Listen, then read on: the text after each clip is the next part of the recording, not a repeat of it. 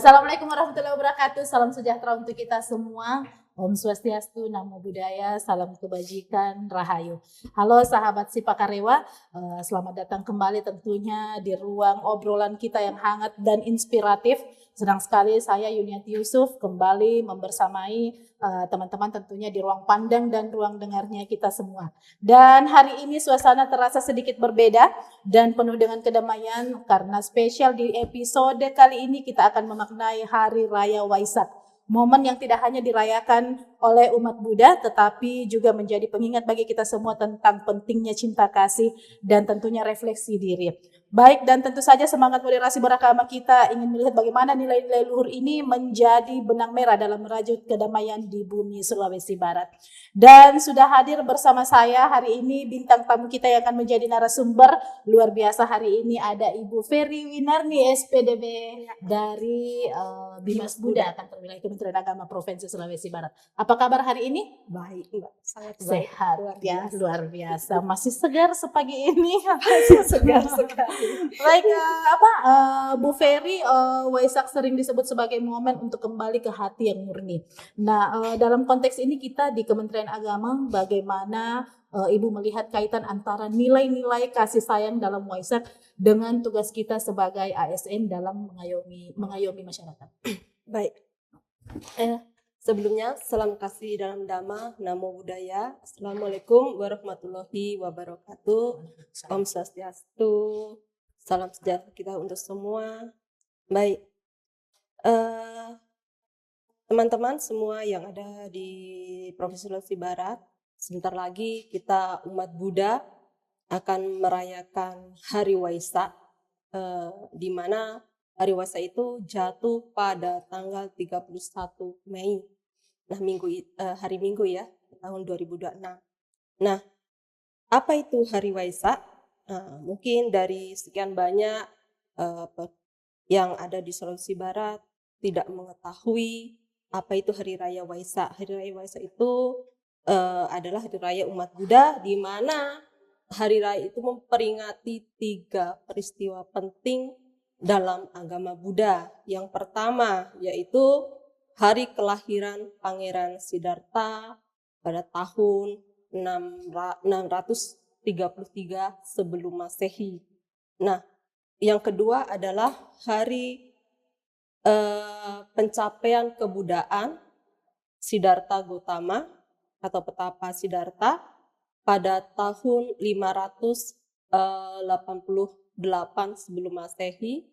Dan yang ketiga adalah memperingati Buddha Gautama Mahaparinibbana atau wafat itu pada umur 80 tahun pada tahun 543 sebelum Masehi. Nah, 3 peristiwa ini yang diperingati oleh umat Buddha.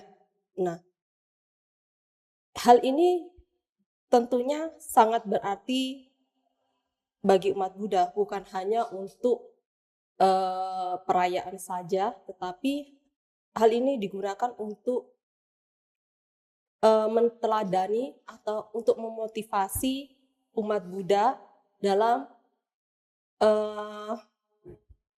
mengembangkan cinta kasih, kedamaian, dan toleransi yang harus kita ciptakan seperti itu. Nah, selain itu, dalam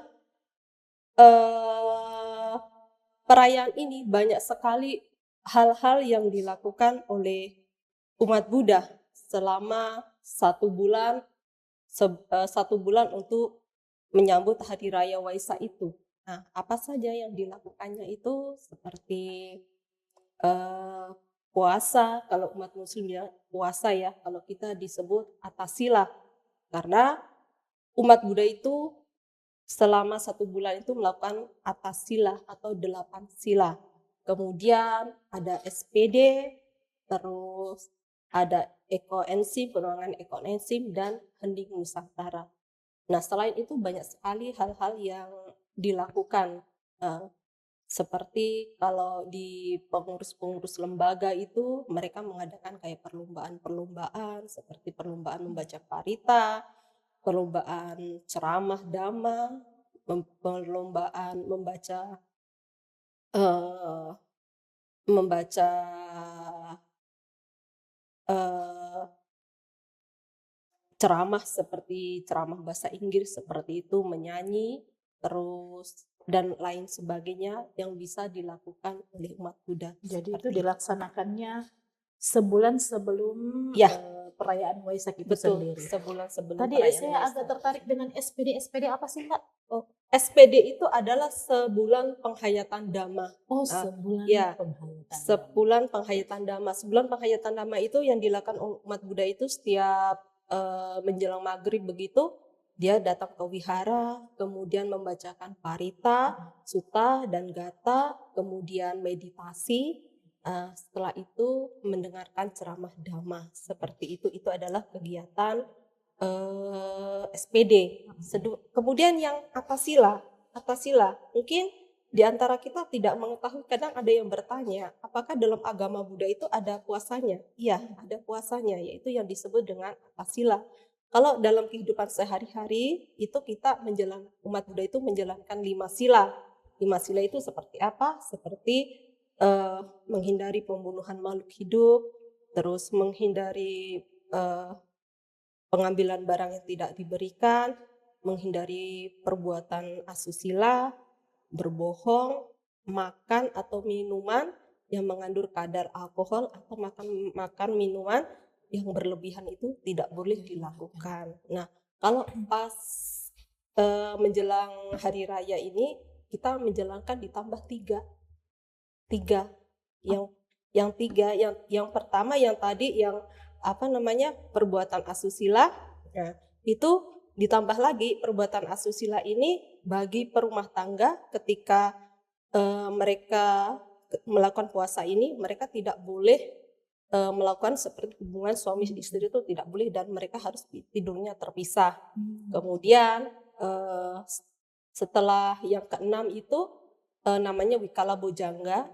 Wikala Bojangga itu adalah makan tidak boleh melebihi jam 12 atau jam 12 siang atau tengah hari. Jadi ketika sudah makan jam 12 stop, kemudian puasa sampai pagi baru dibuka, baru nanti jam 12 lagi puasa lagi. Iya, seperti itu. Dan yang ketujuh itu seperti menonton, mencari hiburan, bersolek, memakai parfum, itu tidak boleh seperti itu.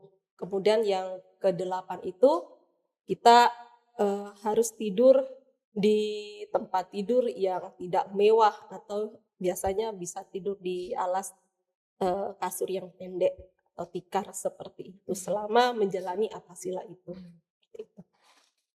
Ada rasa penasaran dari masyarakat umum saat Waisak, sebenarnya apa yang paling sakral atau yang paling dinantikan oleh umat Buddha untuk perayaan Waisak? Yang paling sakralnya itu yang dinantikan itu adalah waktu pas detik-detik Waisak itu. Nah, detik-detik Waisak untuk tahun ini umat Buddha akan merayakan pada jam 15:44 WIB ya, bagian barat. Kalau di Sulawesi Barat berarti hampir jam 5 sore. Ya, 5 sore, hampir jam 5 sore akan dirayakan itu. Nah, pada detik-detik Waisak itu umat itu banyak datang ke wihara, terus mereka melakukan kayak puja atau tradisi-tradisi seperti melakukan pradaksina, terus melakukan sembahyang, terus di situ kita membacakan parita, meditasi, nah kemudian mendengarkan pesan-pesan Waisak yang telah ada yang akan disampaikan oleh pengkhotbahnya seperti itu. Nah, penting sekali kenapa waktu detik-detik Waisak itu umat Buddha itu waktu detik-detik Waisak itu harusnya waktu itu dilaksanakan meditasi. Ya, kenapa harus dilakukan meditasi? Karena dengan adanya meditasi ini kita akan melihat ke dalam diri kita, melihat dalam diri kita mencari ketenangan, kedamaian melalui meditasi itu. Jadi dengan meditasi itu sangat diperlukan sebenarnya bagi kita, apalagi di era yang sekarang ini yang serba sibuk. Kadang kita tidak memperhatikan, kurang memperhatikan apa yang sedang kita lakukan. Kita sibuk dengan rutinitas kita, bahkan kadang kita jalan pun kita tersandung karena apa? Karena konsentrasi kita tidak ada waktu pas kita jalan. Kita tidak menyadari bahwa kita sedang berjalan seperti itu. Sehingga hal itu, meditasi itu sangat dibutuhkan. Bukan hanya untuk umat Buddha, sebenarnya meditasi ini bisa dilaksanakan oleh semua umat. Untuk mengembalikan fokus-fokus yang hilang, Mbak ya. Dengan kesadaran. Baik, selanjutnya itu pada saat hari Waisak biasa kita mendengar ada pelepasan satwa. Ya. Nah, ini apa makna dari pelepasan satwa itu Oh sendiri? iya.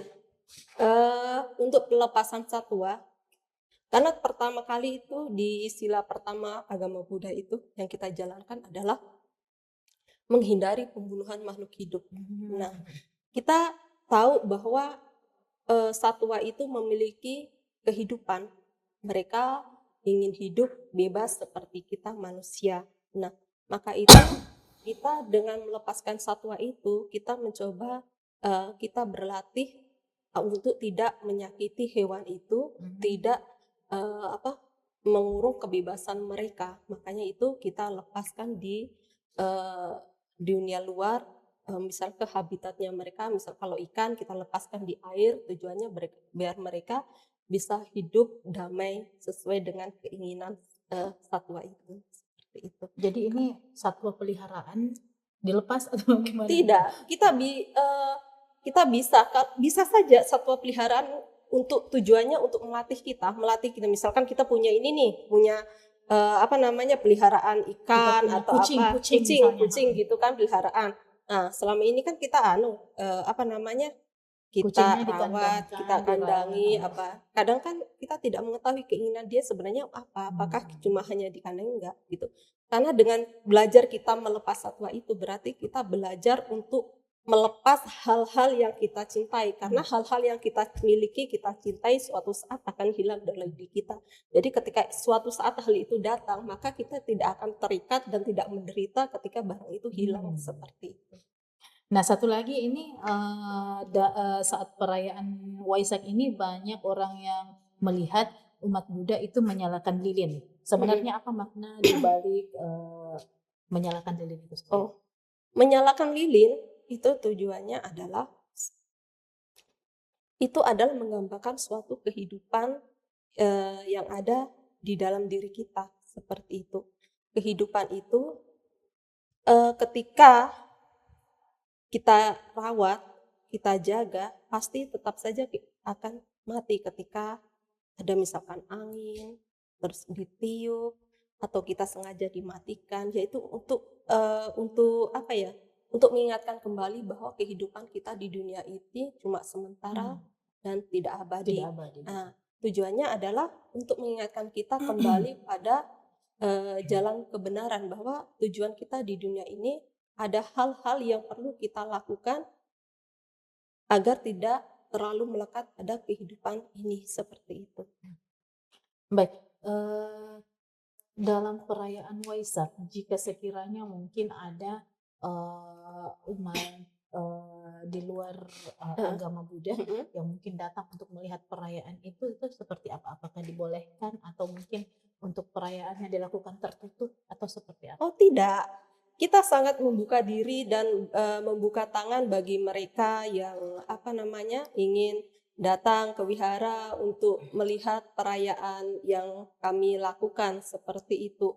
Tidak dibatasi untuk umat saja, tetapi siapapun yang mau ikut atau ingin melihat, sekedar melihat, kami perbolehkan, seperti itu. Tidak tertutup. Ya. Jadi boleh disaksikan bisa. Iya, karena terkadang itu sudah menjadi sebuah budaya di kita ya, khususnya di Sulawesi Barat sendiri. Ketika ada perayaan yang apalagi untuk hari Waisak begitu ada rasa penasaran. Iya. Oh, Nih, boleh. ngapain? Iya. Nonton Iya.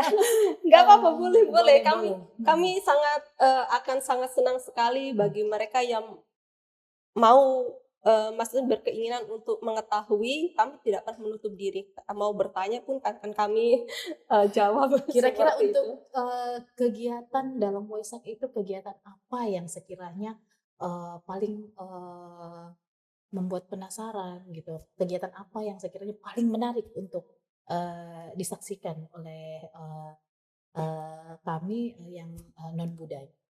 Sebenarnya untuk kegiatan puja kami itu seperti biasa saja ya, kayak pradaksina yang mungkin tidak ada yang di agama-agama lain seperti itu, cuma pradaksina mengelilingi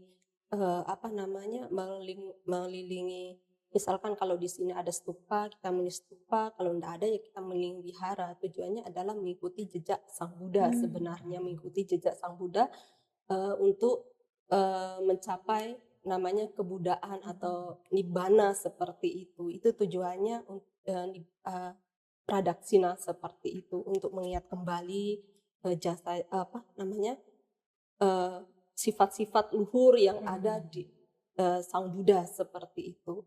Nah, itu sebenarnya kalau untuk hal-hal yang sangat menarik itu biasanya itu adalah waktu perayaan saja, perayaan misalkan kalau di Chinese yang keturunan Chinese gitu, di Tionghoa itu biasanya ada kayak barongsai itu kan dipadukan dengan budaya seperti itu. Kalau di Jawa itu juga ada, biasanya kalau di Jawa itu kayak sedekah bumi seperti itu, perayaan kayak sedekah bumi. Jadi hasil-hasil bumi itu kan dibentuk semenarik mungkin, kemudian banyak orang yang berebutan mengambil sedekah itu, sebenarnya seperti itu. Satu lagi pertanyaan penutup dari saya untuk perayaan Waisak, kalau di hari-hari keagamaan lain kan ada misalnya Lebaran ada makan-makan ketupat, begitu juga mungkin di hari Natal juga ada. Apa di hari Waisak juga ada? Oh iya, ada sekali. Kalau di Buddha itu ada, terutama kalau di kami kebanyakan umat Buddha yang di Sulawesi Barat kan di Budong-Budong ya, di Budong-Budong sama di Mamuju Tengah lah, di Mamuju Tengah. Nah, mereka ada ketika habis selesai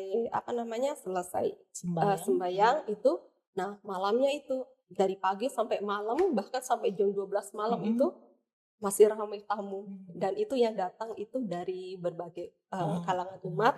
Itu yang menandakan bahwa toleransi yang ada di Sulawesi Barat ini betul-betul masih terjaga sangat kuat sekali. Berarti ada ritual open house juga, terima tamu, bersiara gitu ya. Ada. Ampau ada nggak?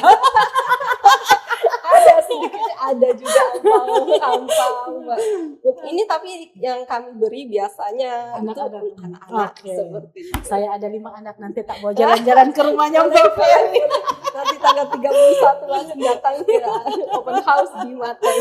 Baiklah, luar biasa sekali Mbak Ferry ya, luar biasa sekali ini perbincangan kita. Saya pun masih penasaran sebenarnya di Hari Raya Waisak ini kita bisa ngapain aja gitu kan, dan ternyata terjawab bahwa di Hari Waisak itu tidak ada bedanya dengan perayaan-perayaan keagamaan lainnya. Juga ada tradisi makan-makan bersamanya, ada sembahyang yang tadi kan ada yang mengelilingi itu kalau pradaksina itu. Di kami di masyarakat Muslim itu juga di Idul Adha ada namanya apa, tawaf ya untuk calon haji gitu kan. Jadi saya teringatnya di situ ketika Mbak Ferry bilang kita keliling gitu, saya ingatnya kita tawaf gitu. Baik, sebelum kita tutup Mbak Ferry, mungkin ada kesimpulan dari perbincangan kita hari ini dan apa pesan-pesan Waisak untuk seluruh tentunya untuk seluruh umat Buddha di seluruh Indonesia. Baik, untuk menutup hari Waisak ini, podcast ini tentang Waisak, sebelumnya saya ingin mengucapkan selamat Hari Waisak untuk umat Buddha khususnya di Sulawesi Barat dan untuk umat Buddha di seluruh dunia. Di sini saya ingin menyampaikan bahwa mari kita bersama-sama menciptakan kedamaian dalam kehidupan berbangsa dan bernegara dengan memperkokoh nilai-nilai moral yang bersumber dari kemurnian batin, sebagaimana pesan Sang Buddha, bila seseorang mampu menjaga dan melindungi diri kita, maka berarti juga memberi perlindungan terhadap pihak lain. Nah, Waisak 2570 Buddhis era ini menjadi panggilan penting bagi kita untuk mentransformasikan keyakinan terhadap ajaran agama menjadi sumbangsi nyata bagi harmoni dan kejayaan negara. Semoga semangat Waisak itu memberikan kita kedamaian, memberikan kita kebahagiaan, kesejahteraan, dan ketentraman untuk negara kita dan dunia. Semoga semua makhluk hidup berbahagia. Sadu, sadu, sadu. Terima kasih banyak Mbak Ferry untuk waktu dan tentunya insight-nya yang menyejukkan. Dan sahabat Sipakarewa, mari kita jadikan momentum Waisak ini untuk terus memupuk rasa saling menghargai, karena pada akhirnya kedamaian bukan tentang siapa yang paling benar, melainkan bagaimana kita bisa hidup berdampingan dengan penuh cinta kasih. Saya Yuniati Yusuf undur pamit. Sekali lagi terima kasih Mbak Ferry untuk waktunya hari ini. Teruslah berkarya, teruslah menebar kebaikan. Sampai jumpa di episode Sipakarewa berikutnya. Terima kasih untuk segenap kru yang bertugas hari ini. Kami mengucapkan terima kasih untuk segala perhatian dan mohon maaf untuk segala kekurangan. Saya akhiri. Assalamualaikum warahmatullahi wabarakatuh. Salam sejahtera untuk kita semua. Namo Buddhaya, salam kebajikan.